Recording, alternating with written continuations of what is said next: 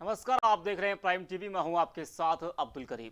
साल का हर एक दिन इतिहास के नाम दर्ज है। हर एक दिन कोई ना कोई ऐसी घटनाएं हुई है जो हमारी जिज्ञासा को और बढ़ा देती है। ऐसे ही रोज आपको हम हर दिन के इतिहास के बारे में बताते हैं, जिससे कि आपकी और हमारी भी जानकारी बढ़ती है। इतिहास सिर्फ अपने में घटनाओं को नहीं समेटे होता है, बल्कि इन घटनाओं से भी आप बहुत कुछ सीख सकते हैं। इसी के साथ हम जानेंगे आज के दिन यानी कि 8 जनवरी के इतिहास के बारे में। तो चलिए, आज के इतिहास के बारे में हम आपको बताएंगे भौतिक वैज्ञानिक स्टीफन विलियम हॉकिंग के बारे में, जिनका जन्म 8 जनवरी 1942 को हुआ था। विश्व प्रसिद्ध ब्रितानी भौतिक वैज्ञानिक स्टीफन विलियम हॉकिंग का जन्म आज ही के दिन यानी 8 जनवरी 1942 को इंग्लैंड के ऑक्सफोर्ड में हुआ था। ये एक विश्व प्रसिद्ध ब्रितानी भौतिक वैज्ञानिक, ब्रह्मांड वैज्ञानिक, लेखक और कैम्ब्रिज विश्वविद्यालय में सैद्धांतिक ब्रह्मांड विज्ञान केंद्र के शोध निर्देशक थे। इन्हें लुकासियन प्रोफेसर ऑफ मैथमेटिक्स भी कहा जाता है। 90% विकलांग होने के बावजूद उनकी क्षमता का लोहा पूरी दुनिया मानती है। महान वैज्ञानिक Stephen William Hawking motor neuron disease से पीड़ित होकर भी न्यूटन और आइंस्टाइन की बिरादरी में शामिल हो गए। आज समाज में ऐसे कम ही लोग मिलते हैं जिन्होंने अपनी इंद्रियों पर विजय पाई हो। इनके व्यक्तिगत जीवन की बात करें तो इनके माता पिता का घर उत्तरी लंदन में था, लेकिन द्वितीय विश्व युद्ध के दौरान लंदन की अपेक्षा ऑक्सफोर्ड अधिक सुरक्षित था, जिसके कारण हॉकिंग का परिवार ऑक्सफोर्ड में बस गया। जब वे 8 साल के थे तो वे उत्तरी लंदन से 20 मील दूर सेंट अल्बेंस में बस गए। 11 साल की उम्र तक उन्होंने सेंट अल्बेंस स्कूल में पढ़ाई की, फिर वे ऑक्सफोर्ड के यूनिवर्सिटी कॉलेज चले गए।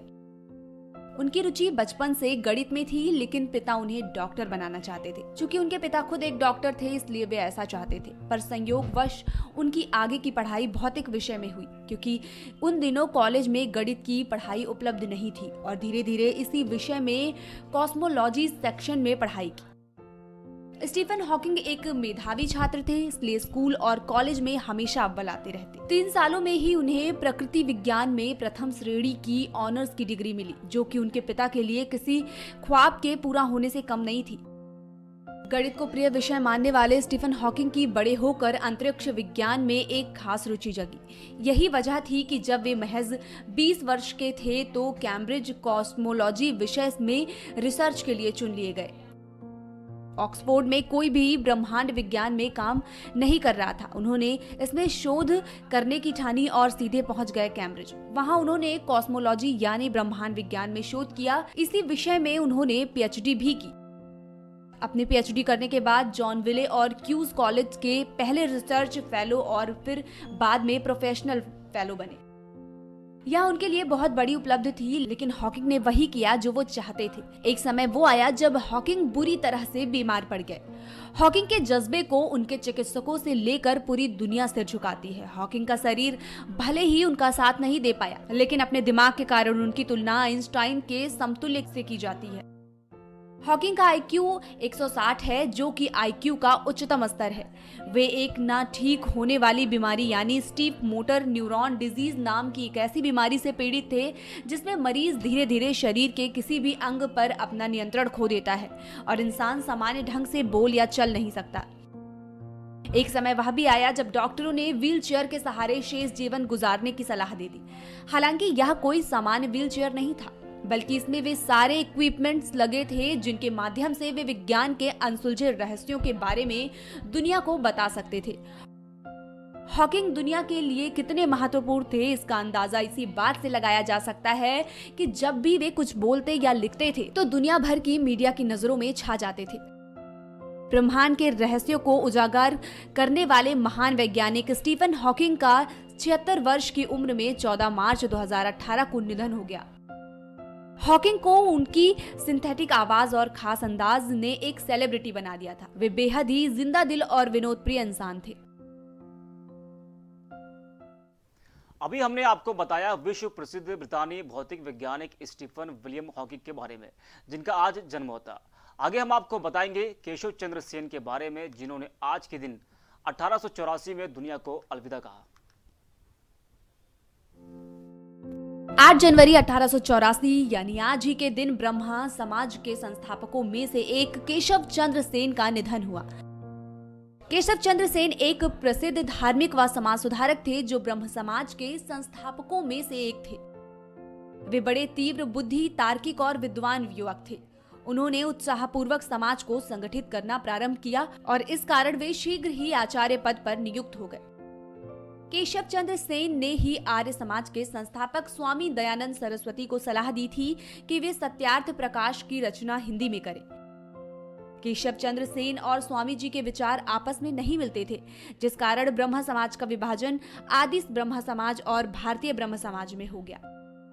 बता दें कि केशव चंद्र सेन का जन्म 19 नवंबर 1838 को कलकत्ता के ब्रिटिश भारत में हुआ था। उनके पिता का नाम प्यारे मोहन था। वह प्रसिद्ध वैष्णव एवं विद्वान दीवान राय कमल सेन के पुत्र थे।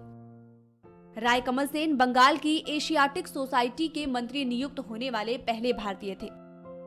जब केशव चंद्र सेन मात्र 10 वर्ष के बालक ही थे, तभी इनके पिता का निधन हो गया था। ऐसे में इनके चाचा ने इनको पाला। केशव चंद्र के आकर्षक व्यक्तित्व ने ही ब्रह्म समाज आंदोलन को स्फूर्ति प्रदान की थी। उनके भारत के शैक्षिक, सामाजिक तथा आध्यात्मिक पुनर्जन्म में चिरस्थायी योगदान दिया। उन्होंने भारत के शैक्षिक, सामाजिक तथा आध्यात्मिक पुनर्जन्म में चिरस्थायी योगदान दिया। 1866 में केशव चंद्र ने भारतीय ब्रह्म समाज की स्थापना की। इसे देखकर देवेंद्र नाथ ने अपने समाज का नाम भी आदि ब्रह्म समाज रख दिया था। बचपन से ही केशव चंद्र का उच्च आध्यात्मिक जीवन था।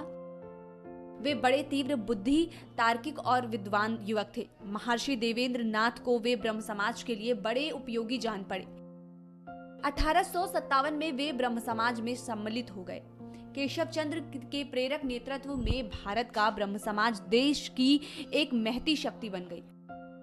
इसकी विस्तृताधारीय अभिव्यक्ति श्लोक संग्रह में हुई, जो एक अपूर्व संग्रह है तथा सभी राष्ट्रों एवं सभी युगों के धर्म ग्रंथों में अपने प्रकार की प्रथम कृति है।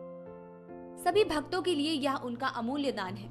धर्म तत्व ने तत्कालीन दार्शनिक विचारधारा को नवीन रूप दिया।